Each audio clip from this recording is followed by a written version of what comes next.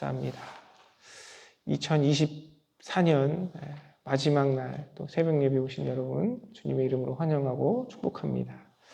오늘 저녁 8시에 우리 성부 영신 예배가 있고 내일은 새벽 예배로 모이지 않습니다. 여러분 착오 없으시기 바라고 내년에 1월 2일 날 아침에 또 다시 뵙겠습니다.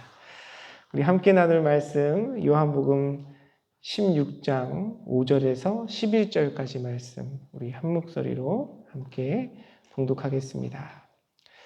그러나 나는 지금 나를 보내신 분에게로 간다. 그런데 너희 가운데서 아무도 나더러 어디로 가느냐고 묻는 사람이 없고 도리어 내가 한 말 때문에 너희 마음에는 슬픔이 가득 찼다.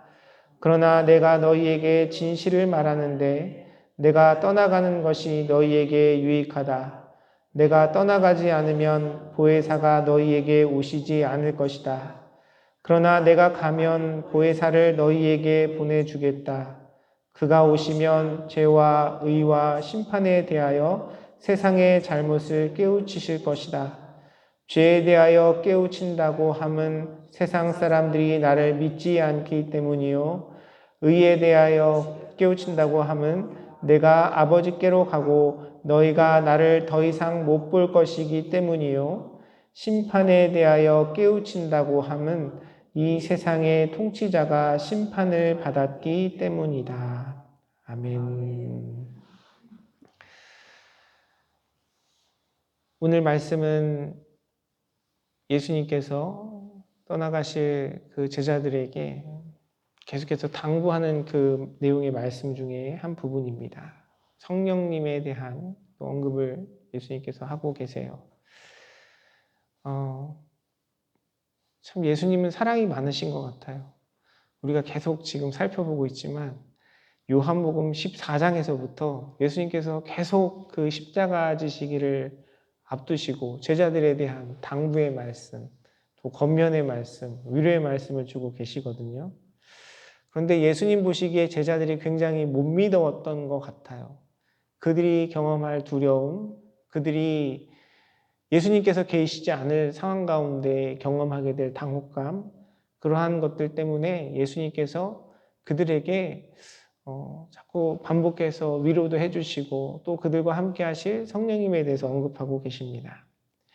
예수님께서 바라보시는 제자들의 모습, 지금 제자들이 앞으로 예수님께서 계시지 않을 상황 속에서 핍박받고 고난받는 그 자리에서 그들의 모습, 그들의 현재 상태는 어떠한가? 예수님께서 판단하신 그들의 모습은 5절에 보니까 이렇게 이야기합니다. 너희 가운데서 아무도 나더러 어디로 가느냐가 묻는 사람이 없다라고 예수님께서 말씀하십니다. 이 말씀은 이렇게 실질적인 질문에 대한 질문이 있고 없고의 문제가 아니고요. 이 말씀의 내용인즉슨 예수님께서 십자가 지시고 부활하시고 승천하실 그 내용에 대해서 예수님께서 가르치고 말씀하셨는데 그 내용에 대해서 제대로 이해하고 있는 제자들이 없다는 사실에 대해서 예수님께서 그들의 영적인 무지를 이야기하고 계시는 것입니다. 내가 이렇게 너희를 위로하고 너희에게 앞으로 일어날 이런 일들에 대해서 너희에게 경고하고 또 그날을 대비하도록 내가 이야기하고 있는데 너희는 아직 알아듣지 못하고 있다. 아마 니네가 경험해봐야 알 거다. 예수님께서 말씀하고 계시는 것이죠. 예수님의 안타까운 마음이 담겨져 있는 말씀입니다. 예수님께 어디로 가느냐라고 묻지 않는다는 것은 그들이 이해하지 못했다는 것이죠. 우리도 그렇잖아요. 어떤 강연을 하거나 어떤 내용을 들을 때 일반적으로 이렇게 얘기합니다. 이게 강사분들이 그런 농담을 많이 하시죠. 여러분에게 질문이 없다는 것은 여러분이 100% 이해했거나 아니면 하나도 못 알아들었다. 이런 의미로 이야기하는데 예수님께서 지금 하고 계시는 말씀이 그런 말씀입니다. 제자들은 예수님과 3년 동안 동거동락하고 예수님께서 행하신 놀라운 이적들을 경험하고 예수님의 직접적인 가르침을 받았음에도 불구하고 예수님의 구속의 사역과 예수님께서 십자가 지시고 우리의 모든 죄를 사하시는 그 구속의 은혜에 대한 말씀들을 주구장창 들었지만 예수님께서 앞으로 행하실 그 일들, 예수님께서 더 이상 육체로 그들과 함께하지 못하시고 십자가와 부활을 경험하시고 승천하실 내용들에 대해서 제자들은 무지했다는 것이죠. 그리고 그들의 상황 속에서 그들의 영적인 상태 6절에 보니까 이렇게 이야기합니다. 도리어 내가 한 말 때문에 너희 마음에 슬픔이 가득 찼다라고 예수님께서 말씀하고 계세요. 지금 제자들의 관심은요, 자기들과 함께하고 능력을 행하시고 많은 사람들에게 인정을 받으셨던 예수님께서 그들과 함께하지 않으신다는 사실에 대한 염려뿐이었던 것이죠. 그런데 이 제자들의 모습을 보면요, 사실 우리의 모습과 같은 것 같아요. 하나님 말씀을 열심히 읽는다 하고 교회에 나와서 예배 자리에 참석하고 사실 우리의 삶을 보면 하나님 말씀 앞에 서는 시간들이 많이 있거든요. 그리고 우리의 어떤 구원, 하나님 앞에 고백하는 믿음은 어떻습니까? 정말 주님께서 우리 인생을 돌아보면 기적적으로 우리의 인생 가운데 개입해 주시고 만나 주시고 우리의 삶 속에 하나님께서 우리에게 허락하신 그런 영적인 체험이라든지 우리의 삶 속에 경험하는 그런 은혜들이 없으면요. 사실 예수 그리스도를 믿는다는 그 믿음의 자리에 서는 것이 거의 불가능하거든요. 주님께서 그렇게 우리의 삶 가운데 보여주시고 우리의 삶을 인도하셨는데도 불구하고 때로는 우리가 주님과 동행하는 그 믿음의 삶 속에서 하나님께서 말씀하시는 복음과 하나님 나라, 하나님의 뜻보다는 당장 내 눈앞에 있는 여러 가지 문제와 현실들 속에서 주님의 말씀, 주님의 뜻이 들리지 않고 염려하고 두려워하는 것이 우리의 모습일 수 있다는 것이죠.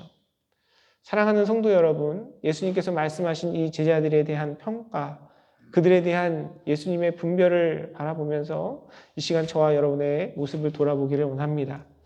주님의 말씀 앞에 서 있다고 이야기하고 하나님께서 맡기신 어떤 일들을 충성한다고 우리가 이야기하고 그렇게 살아가지만 행여나 지금 이 순간 나의 마음과 나의 생각을 가득 채우고 있는 것이 주님의 말씀과 뜻이 아니라 우리의 염려와 근심과 세상적인 판단과 정욕이 아닌지 이 시간 우리의 마음을 돌아보고 주님 앞에 온전히 서는 저와 여러분의 삶이 되기를 간절히 소원합니다. 그런데요, 여러분 여기에서 예수님의 평가로만 끝난다면 우리에게는 아무런 소망이 없어요.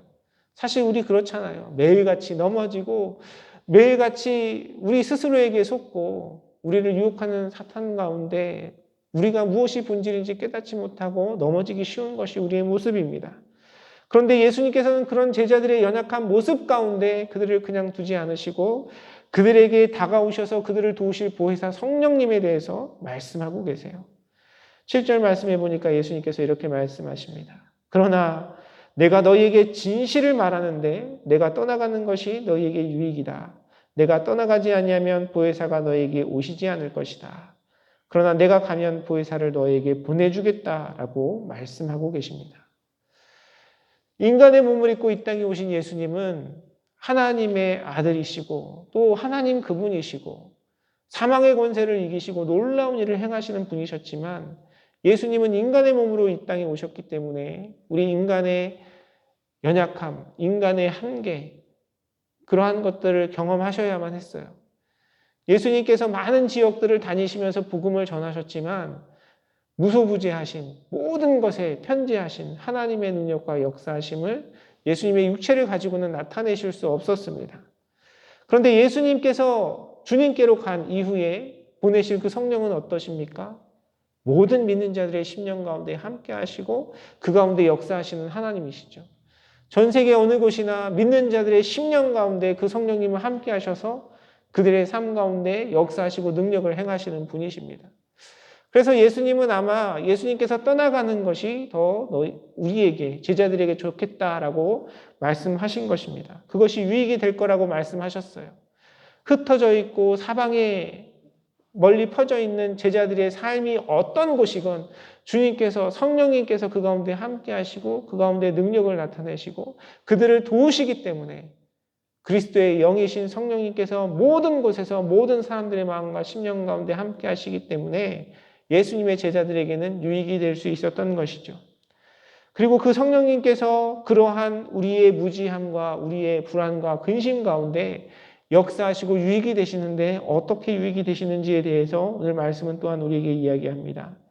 8절 말씀에 이렇게 기록합니다. 그가 오시면 죄와 의와 심판에 대하여 세상의 잘못을 깨우치실 것이다 라고 말씀은 이야기하고 있습니다. 여러분, 성령 하면 무엇이 떠오르십니까? 성령. 저도 어렸을 때 신앙생활 하면서 방언 받는 게 이렇게 되게 중요한 신앙의 척도였어요. 방언 받으면 뭔가 성령 충만하고 믿음의 진보를 이루고 실제로 그런 유익을 얻기도 하죠.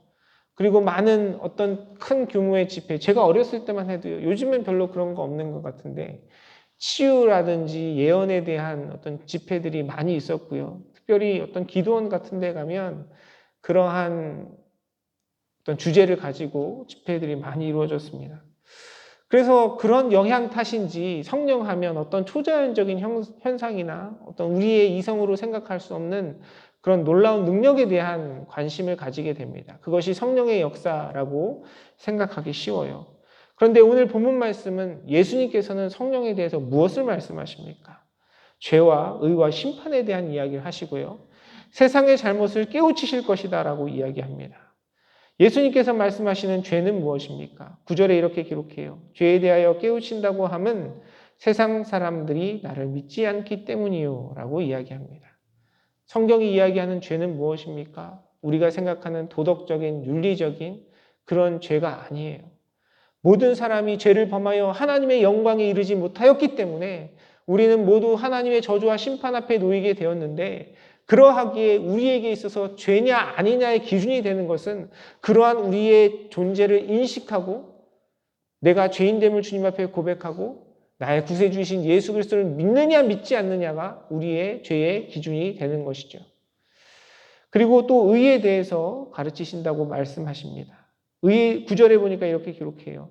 죄에 대하여 10절에 보니까 이렇게 기록합니다. 의에 대하여 깨우친다고 하면 내가 아버지께로 가고 너희가 나를 더 이상 못 볼 것이기 때문이요 라고 이야기합니다. 예수님께서 아버지께로 간다는 것, 그리고 예수님의 제자들이 더 이상 예수님을 보지 못한다는 것은 무슨 의미일까요? 이것은 예수님께서 십자가 지시고 부활하시고 승천하신 그 모든 사역들을 이야기하는 것이고요. 예수님의 구속의 사역을 이야기하는 것입니다. 우리에게 의는 무엇입니까? 우리가 율법을 지키고 바른 일들을 행하고 우리의 행위로부터 이루어지는 의가 아니고요.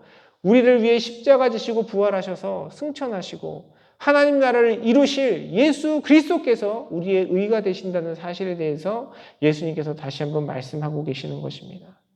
그리고 심판에 대해서 이야기해요. 11절은 이렇게 기록합니다. 심판에 대하여 깨우친다고 함은 이 세상의 통치자가 심판을 받았기 때문이다 라고 말씀하고 계십니다. 공중의 권세 잡은 자, 사탄에 대한 예수 그리스도의 심판이 예수님의 죽으심과 부활로 말미암아 이루어졌다는 사실에 대해서 우리에게 일깨워주고 있습니다. 심판이 이루어졌습니다. 왜냐하면 예수님께서 그 모든 죄의 값을 짊어지시고 그 죄의 빚을 해결해 주셨기 때문입니다.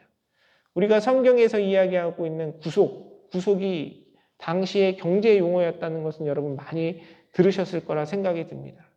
죄는 우리에게 그 죄에 대한 값을 치르게 합니다. 죄의 삭은 사망이죠. 죄와 연결되어 있는 이상 저주와 죽음과 심판 앞에 놓이게 되어 있는데요. 그 값을 예수님께서 치루어 주셨어요. 그래서 더 이상 우리에게 그 심판이 우리를 구속하거나 우리를 정죄하지 못하고요. 예수님께서 오히려 그 죽으심과 부활로 공중의 권세 잡은 자, 세상의 통치자인 사탄과 마귀의 권세를 물리치신 것이죠. 그것이 예수 그리스도의 심판인 것입니다. 이것이 성령이 우리 가운데 행하시는 일이에요. 어떤 초자연적인 현상이나 어떤 표적이나 어떤 은사들을 나타내는 일들도 물론 성령님께서 하시는 것이지만 성령님께서 행하시는 본질적인 사역은 우리의 삶 속에 하나님의 구원을 이루시고요. 예수님께서 행하셨던 그 구속의 사역 가운데 우리로 하여금 죄를 깨닫고 예수 그리스도를 우리의 구주로 영접하고 그 믿음 안에서 하나님의 의를 경험하게 하는 것이 성령님께서 우리 모든 믿는 자들의 삶 가운데 행하시는 일들입니다. 사랑하는 성도 여러분, 이것이 무지 가운데 근심하며 염려하는 제자들에게 유익이라고 말씀하세요. 사실 우리의 인생이 모든 인생이 그렇습니다. 주님 앞에 우리가 여러 가지 기도의 제목들, 염려와 근심을 가지고 주님 앞에 나와서 주님 해결해 주세요, 응답해 주세요, 역사해 주세요 기도합니다. 그런데 나를 위해 십자가 지시고 부활하신 그리스도를 만나면 여러분 우리의 모든 문제는 다 해결이 돼요. 살아가면 살아가는 대로, 죽이시면 죽이는 대로 우리의 죽음조차도 하나님의 영광 위에 쓰임받는 것이 그리스도인의 인생이고요. 예수 그리스도를 주로 모신 자의 삶입니다. 부유하면 부유한 대로, 가난하면 가난한 대로, 있으면 있는 대로, 없으면 없는 대로, 건강하면 건강한 대로, 아프면 아픈 대로 예수 그리스도의 복음이 우리의 삶 가운데 중심이 되어 그분이 우리에게 기쁨과 만족과 유익이 되어주시고 의가 되어주시기 때문에 모든 것이 합력하여 선을 이루는 주님의 은혜와 능력을 경험하고 어떤 상황 속에서도 주님 주시는 자유와 평강을 누리는 복된 자리에 설 수 있는 것입니다. 사랑하는 성도 여러분, 이 복음이 저와 여러분의 삶 가운데 온전히 경험되어지기를 간절히 소원합니다. 우리의 지식과 힘으로 할 수 없어요. 우리의 지혜로 할 수 없습니다. 성령님께서 우리에게 찾아오셔서 우리의 마음을 만져주시고 변화시켜 주셔야 돼요. 저와 여러분의 삶이 우리 믿음의 공동체가 그 성령의 역사하심 속에 성령의 도우심 가운데 죄에 대하여 의에 대하여 심판에 대하여 온전히 깨닫고 우리의 구세주이신 예수 그리스도를 붙드는 믿음 안에 승리하는 복된 삶을 이뤄가기를 주님의 이름으로 축원합니다. 기도하겠습니다. 살아계셔서 역사하시는 아버지 하나님 은혜에 감사를 드립니다. 이 아침에도 성령 하나님 우리와 함께하여 주셔서 우리에게 선포된 말씀 가운데 복음 가운데 아멘으로 화답할 수 있는 믿음을 더하여 주심에 감사를 드립니다. 주님, 우리는 주님께서 주신 말씀 가운데 여전히 무지하고 부족하고 깨닫지 못하고 어리석음 가운데 놓일 수밖에 없는 연약한 자들이며 또한 우리 눈앞에 있는 여러 가지 현실 속에서 염려하며 근심하며 두려워할 수밖에 없는 자들임을 주님 고백합니다. 우리의 연약함을 아시오니 불쌍히 여겨주시고 우리를 위해 허락하신 성령의 능력과 인도하심 속에서 주님의 그 복음을 더욱더 깊이 깨닫고 하나님 허락하신 참된 자유와 기쁨을 경험하는 우리의 믿음의 삶을 이뤄갈 수 있도록 주께서 함께하여 주시옵소서. 하나님 특별히 우리 살아가는 모든 교우들의 심령 가운데 우리 믿음의 공동체 가운데 주님 함께하여 주셔서 그 성령의 역사가 우리 안에 더욱더 풍성히 경험되어지며 주의 복음이 우리 안에 더욱더 분명한 믿음으로 고백되어져 우리에게 진정한 평강과 자유를 주시는 주님의 기쁨이 충만한 우리 믿음의 공동체가 될 수 있도록 주께서 함께하여 주시옵소서. 은혜 베푸실 주님께 감사드리며 모든 말씀 살아서 역사하시는 우리 주 예수 그리스도 이름으로 간절히 기도드리옵나이다. 아멘.